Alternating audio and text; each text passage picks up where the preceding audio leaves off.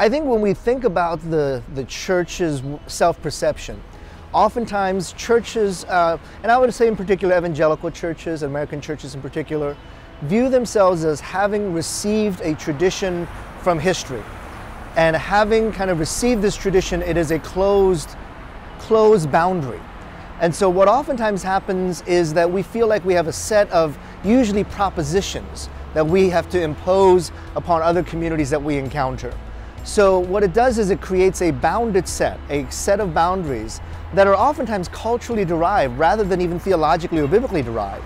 So one of the challenges for us as an American church is, can we again have that humility to see these boundaries not as prescribed by Scripture per se, but actually maybe some cultural boundaries. And some of the propositions that we hold so tightly might actually be extraordinarily relevant and important for the church in America, but maybe not as significant for the church in other parts of the world. So again, it goes back to some of that humility that we need as God's people to acknowledge we are not the only ones that know Christ. We are not the only ones that can read the Bible. And so how can we begin to read the Bible, encounter Christian community on that global scale that strengthens the Christian faith rather than weakens it? One of my first books was called The Next Evangelicalism, and the focus of that book was on cultural captivity. And I was looking at characteristics and attributes of American Christianity that reflect more the values of American society than it reflects the values of Scripture. For example, American society is hyper-individualistic. It's a part of our sociology, our psychology, our history, and our politics. This kind of view of the rugged individual that makes determination of how the way the world works and operates.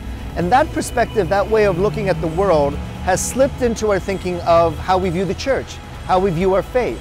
So that our faith is extremely individualized. It's hyper-individualized. It's about the individual receiving personal salvation, rather than seeing the gospel for people groups.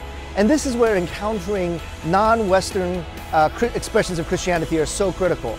But here we get to see not a hyper-individualistic Christianity, but a Christianity that operates in the context of community. So this is one of the most important blessings that we have in interacting with non-Western Christianity. It's a challenge to a culturally captive Christianity.